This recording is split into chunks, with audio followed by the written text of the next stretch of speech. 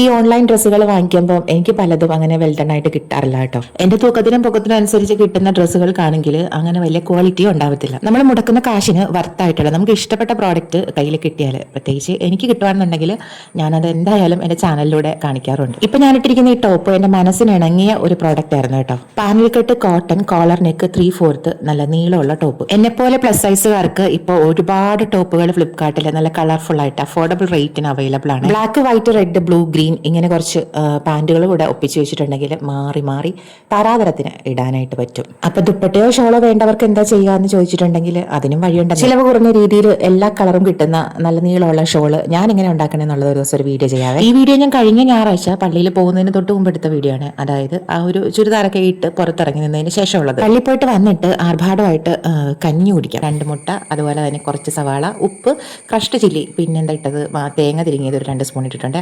ആവശ്യത്തിന് ഉപ്പ് കൂടെ ചേർത്തിട്ട് നന്നായിട്ട് ഒന്ന് ബ്ലെൻഡ് ചെയ്തെടുത്തതിന് ശേഷം കുറച്ച് എണ്ണ ഒഴിച്ച് പാനിൽ ചുട്ടെടുക്കണം. മുട്ട പൊരിച്ചത് റെഡിയായി. ആർഭാടത്തിനും ആവേശത്തിനും ആക്രാന്തത്തിനും ഒരു പഞ്ഞവും വേണ്ട, നമുക്ക് മീനും കൂടെ പൊരിച്ചെടുക്കാം. ഇതെന്ത് മീനായിരുന്നെന്ന് ചോദിച്ചാൽ പിരാനയായിരുന്നു.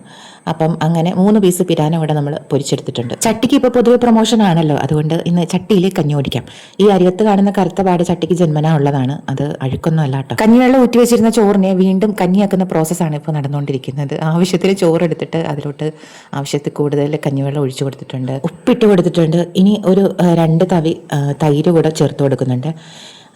അതിലോട്ട് എന്താ ചേർത്ത് കൊടുക്കുന്നത്, എൻ്റെ കോവയ്ക്ക അച്ചാറും പിന്നെ പാവയ്ക്ക അച്ചാറും. ഇനി നല്ല വലിയ പയറിന്റെ പുഴുക്ക് തോരൻ പോലത്തെ ഒരു കറി കൂടെ ഉണ്ട്. അതിവിടെ രാവിലെ പുട്ടിന് വെച്ചതാണ്. രാവിലത്തെ പുട്ട് രാവിലെ കഴിച്ചതും ഇല്ല, എന്തായാലും ഇനി ഉച്ചയ്ക്ക് കഴിക്കാനായിട്ട് ഉദ്ദേശിക്കുന്നുമില്ല. അതുകൊണ്ട് പുട്ടൊക്കെ പെട്ടിയിൽ വെച്ച് പൂട്ടി നമുക്ക് കഞ്ഞി കുടിക്കണമല്ലോ. ഇനി ഉള്ള കൊതി ഡബിൾ ത്രിബിൾ ആകുന്നത് വരെ മിക്സ് ചെയ്തുകൊണ്ട് ഇനി 2 മുട്ട ഒന്നായിട്ട് പൊരിച്ചതിന്റെ 2ആയിട്ട് വിഭജിച്ചിന്റെ ഒരു ഭാഗം മതി. ഒരു പീസ് മീൻ പൊരിച്ചതും അതിന്റെ മുകളിൽ കുറച്ച് സവാള എന്നതുകൂടെ ചേർത്ത് കഴിഞ്ഞാൽ ഇനി കഞ്ഞി കുടിച്ച് തുടങ്ങാം. കഞ്ഞി കുടിച്ചാൽ മതി എന്നുള്ള എന്റെ മികച്ച തീരുമാനം ഞാൻ തന്നെ എന്നോട് നന്ദി പറഞ്ഞുകൊണ്ട് നമുക്ക് അടുത്ത പരിപാടിയിലോട്ട് കടക്കാം. അന്നത്തെ എൻ്റെ അടുത്ത പരിപാടി എന്ന് പറയുന്നത് വീട്ടിലോട്ടുള്ള സാധനങ്ങളൊക്കെ വാങ്ങിക്കാനായിട്ട് കടയിൽ പോകുക എന്നതായിരുന്നു.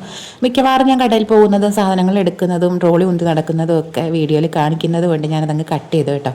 പോയിട്ട് വന്നിട്ട് കുറച്ച് നേരം ഒന്ന് ഉറങ്ങാമെന്ന് വിചാരിച്ചു. ഉറങ്ങി എഴുന്നേറ്റ് കഴിഞ്ഞപ്പോഴത്തേക്കാണ് അതാ ഈ കാണുന്ന കർട്ടൻ.